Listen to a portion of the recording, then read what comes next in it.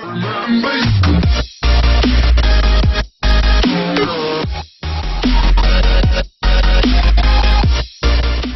Cosby won a legal battle against one of his accusers Thursday, an event so rare lately that he tweeted about his legal woes for the first time since December 2015.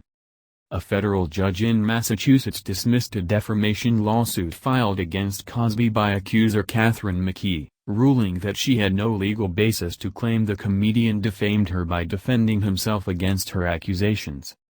Cosby was so pleased he tweeted the dismissal order, his first in more than a year, responding to developments in his ongoing legal battles, including the criminal charges he's facing in suburban Philadelphia over a 13-year-old encounter. Multiple investigations are starting to dig into those questions.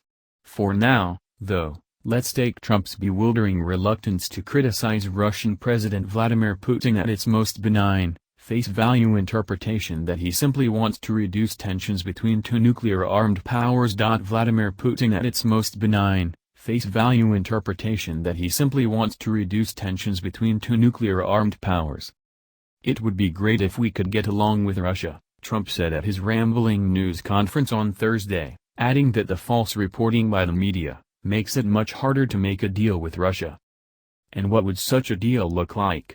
Trump has suggested that he'd like the United States and Russia to team up to defeat the Islamic State of Iraq and Syria, or ISIS. Islamic State of Iraq and Syria, or ISIS. That would be a good deal, right? Actually, not really, particularly if Putin's conditions included the relaxation of sanctions imposed for Russian aggression in Ukraine and interference in U.S. politics. Putin has shown himself to be an autocratic thug determined to expand Russian influence and undermine the West. Easing sanctions would threaten Ukrainian independence, agitate NATO allies fearful of Russian hegemony, and leave empty rhetoric as the only penalty for trying to subvert American democracy. Any alliance with Russia to fight ISIS would be a Faustian arrangement where the U.S. would be drawn into an association with Russia's murderous partner, Syrian President Bashar Assad, whose regime hanged up to 13,000 people in a military prison over the past 6 years, according to a recent findings by Amnesty International. Nor would a deal with Russia do anything to curb Iranian aggression in the Middle East, something for which the Trump administration put Iran on notice earlier this month. Russia has no incentive to minimize Iranian influence. It relies on Iranian-sponsored proxies such as Hezbollah for ground troops in Syria. In any event, Russia and Iran share a border and billions of dollars in energy, construction and trade deals. Trump appears convinced that Russian assistance would speed up the defeat of ISIS, which he has described as his top foreign policy priority.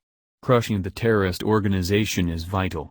But the reality on the ground suggests that a U.S.-Russian military alliance would be a strategic blunder. Putin entered the Syrian civil war in 2015 as the Assad regime was ready to collapse, threatening to take with it Russia's base of influence in the Middle East. Putin maintains a Mediterranean naval station on the Syrian coast, and his goal has always been less to defeat ISIS than to keep Assad in power. Russian air support in Syria flew 85% to 90% of attack missions against moderate rebels supported by America, resorting to carpet bombing that devastated civilian populations. It was a Syrian or Russian airstrike that generated the heartbreaking photo of a bloodied, 5-year-old boy waiting for care in an ambulance in Aleppo last August.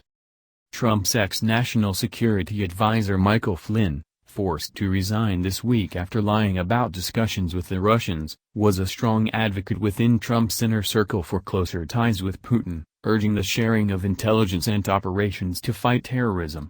But the U.S. military and intelligence communities have balked at sharing classified information, suspecting that the Russians would use it to attack U.S.-backed rebel forces.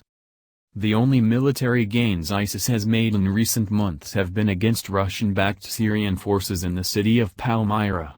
Everywhere else, the terror group is losing ground to U.S.-supported Kurdish and Syrian rebel forces.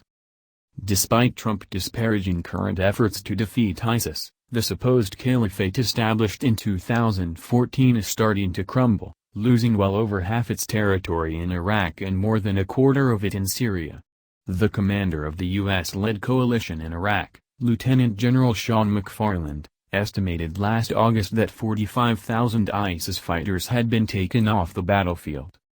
With ISIS slowly being driven out of the large Iraqi city of Mosul, its last major stronghold is its de facto capital of Raqqa in north-central Syria. Syrian Democratic forces assisted by the untied states have begun a drive to liberate Raqqa, and it's unclear how useful Russian air support operating in the western part of the country might be.